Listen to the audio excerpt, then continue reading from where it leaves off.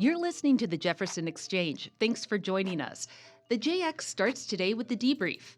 And Happy New Year! To kick off 2026, JPR reporters are looking back on 2025 to discuss the most important stories of the year, including a recovery following the Alameda fires 5 years ago, local governments that are bringing the drama, and lions, guns, and meth. Oh my! I'm Maria Carter, JPR's news director. I'm Justin Higginbottom, public health and safety reporter. I'm Roman Battaglia, politics, science, and environment reporter. And I'm Jane Vaughn, housing, homelessness, and education reporter. Jane, what is your biggest story from 2025? I had a couple that I wanted to talk about. One of them was we did a series of stories in September, as you mentioned, about the 5th anniversary of the Alameda fire in southwestern Oregon. And I really focused on this one mobile home park that had burned down in Phoenix called Royal Oaks Mobile Manor. And I talked to one woman named Mary Martin who had lost her home in that fire about that experience and how she's doing now. She now has a home. But it was a really heartbreaking conversation. I spoke with her for hours. I was at her house. She was crying and basically reliving the trauma of that day. Losing her home, basically lost everything she owned. She lost her beloved cat in the fire, Cambria, so that was really sad. But I think it was a really important story to do, and I think that series in general was really important. Well, why was it important for you? Because I think it's important to continue to check in with people after the big event has happened. So it's been 5 years since the Alameda fire. The community has really exhibited such resilience since then. Everybody here still remembers that day. We have a lot of wildfires in our region. So I think it's important to check in on how are people doing, what's changed, what hasn't changed, in particular with Royal Oaks, what failures have occurred because the state had a lot of problems with replacing and rebuilding that mobile home park. What have we learned? What are we going to do differently next time? So I think that really the role of good journalism is not just to parachute in and report on the one day of this one devastating fire and then move on, but the fact that we're continuing to follow people and communities and the impacts across years, I think made that story in particular really important. And just that it's been 5 years and people are just now getting homes in many cases. Exactly, that too. And then the second story I wanted to talk about that I think was really important is that I did a story in November about a developer in Roseburg who is running homeless camps on private property.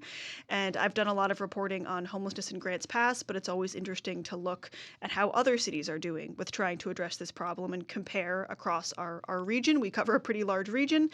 And so I had thought this was going to be more of a solutions-focused story because it's a really interesting, sort of unique, innovative idea to have a private business running homeless camps. And then I had heard some pushback to the way that this was going, and some people weren't happy for various reasons. So it ended up being different than I had expected. It was a really complicated, in-depth story. It took me months to report, tons of interviews. Yeah, it was definitely your biggest story by timeline. Exactly, for sure, and records requests. And then that developer, Bernie Woodard, has now received a $1.2 million grant to develop a homeless village in Grants Pass. So it is kind of all interconnected across the region. And I think that one was an important one to look at, especially just being able to look at the sort of differences, both positive and negative, between nonprofits and private businesses trying to solve homelessness. There's different rules and regulations. So I think it's interesting to try to look at some of the difficulties of trying to address this homeless crisis across the state. Who's best suited to address this problem? Everyone's trying to figure out how to fix it. So who do we need at the table doing what? What approaches are working well? What isn't working well? So I thought that one was interesting too. Okay, well, thanks, Jane, for all your good work. Roman, I hear you're bringing us the drama today. Yes, there are a lot of local government drama that happens here. And those are big stories. Yes, I think they are big stories. One of them that I think is important to talk about is what's happened in Josephine County over the past year. And I think that the best and the most important part of that is to focus on the Grants Pass library lease. Because there's a lot that we could focus on there. Yeah, there's a lot we could focus on. And I think the library lease is something that took place over the entire year, literally. I mean, what happened, for people who don't know, is that the Josephine County commissioners, Commissioner John West, who was recalled at the end of 2024 and was outgoing, decided to vote with commissioners to axe the county's lease with the library. They lease the building to the library, which is an independent district, and the library had been paying this $1 rent payment for years, and they kind of axed that and turned Yeah. into a limbo. There was concerns that the library was going to be kicked out and that they were trying to renegotiate the lease, and so it just threw things into chaos, really. Yeah.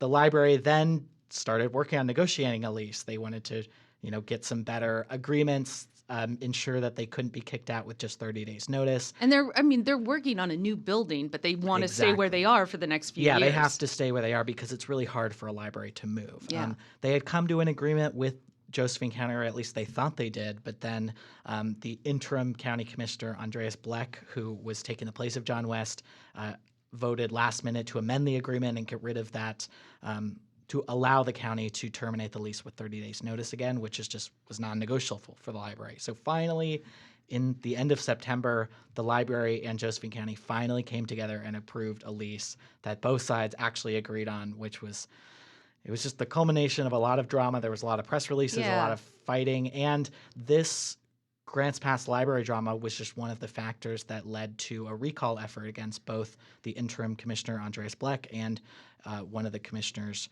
Chris Barnett. So while the library may not seem like the biggest thing in the world, it kind of has all these big tie-ins to how the county is functioning or not functioning, some would argue. Yeah, exactly. And it's led to further things like a recall against him. Andreas Bleck stepped down. Chris Barnett's now facing a recall just in a few days. So, this is just one example of the things in Josephine County. The other county that we're looking at is Shasta County. It's not just one county with drama? Okay. I know. And Shasta County is a place that I have covered ever since I started here back in 2022. And, it just keeps having stuff going on there. We're focusing on elections, which is what I always do in Shasta County. The previous county clerk, Kathy Darling Allen, had stepped down in 2024, and they appointed someone else, Tom Toller.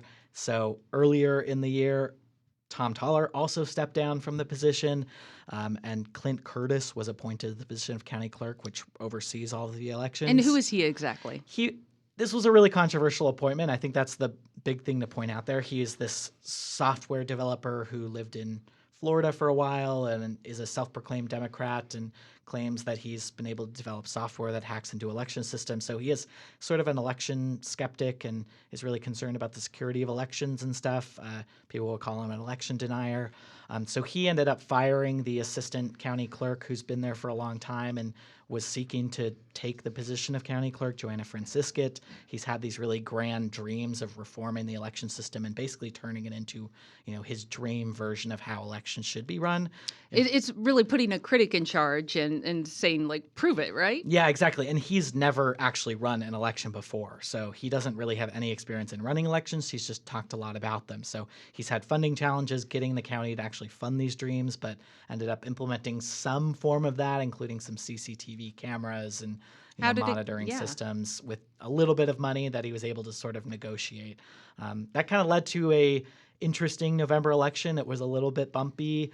There were some delays in terms of reporting and stuff, and it was just a little bit chaotic. But, eventually it happened. But, now he's still the clerk. He's going to be running for election as county clerk, which is happening next year.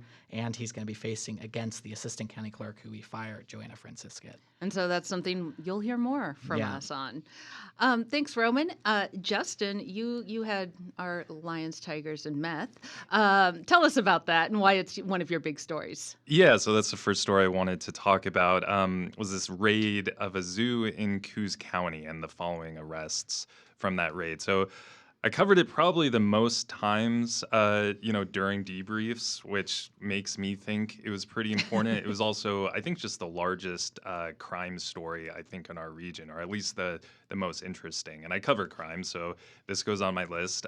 So this reporting was about West Coast Game Park Safari in Bandon.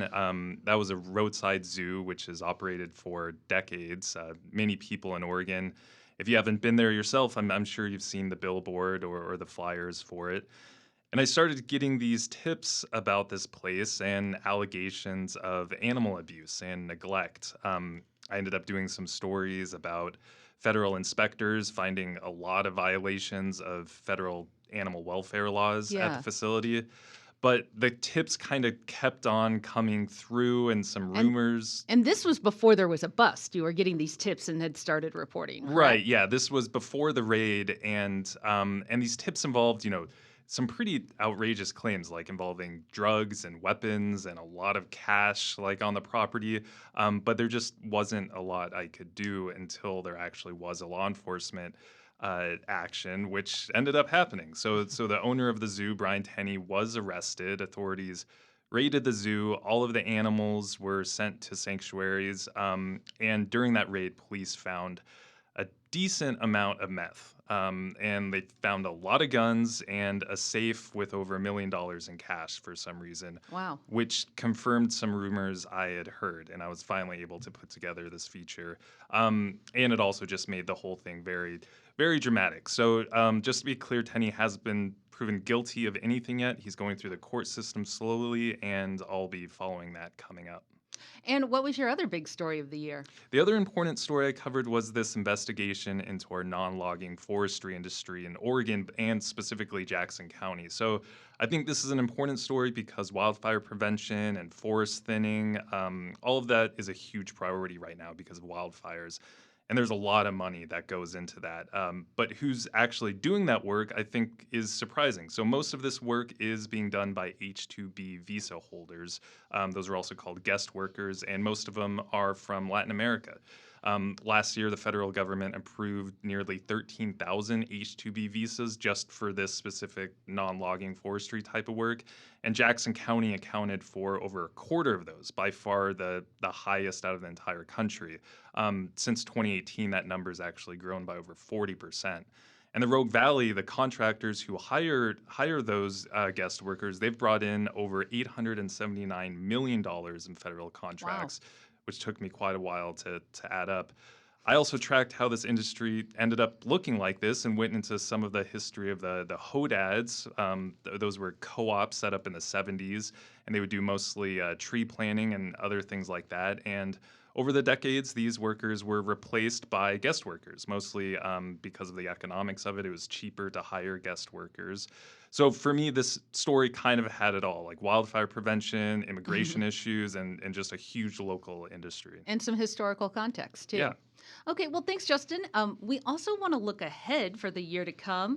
What are some of the stories you guys will be following in the upcoming years? Justin, let's stay with you for a second. I'll be covering the trial of Danny Marie Schofield this year. So she's a nurse accused of swapping patients fentanyl at Asante's Hospital in Medford. Authorities say that led to over a dozen deaths. It was one of the first stories I covered, actually, when I moved here 2 years ago. And she's finally set to go on trial this spring. So that's going to be a very complex and very interesting trial to cover. Yeah, and it's certainly been a big ongoing story here. Yeah, certainly. Roman, we're going in reverse order. Let's go to you. What will you be covering this year? Yeah, well, I think one thing that I've already mentioned is the recall election of Chris Barnett that's coming up in just a few days, January 6th.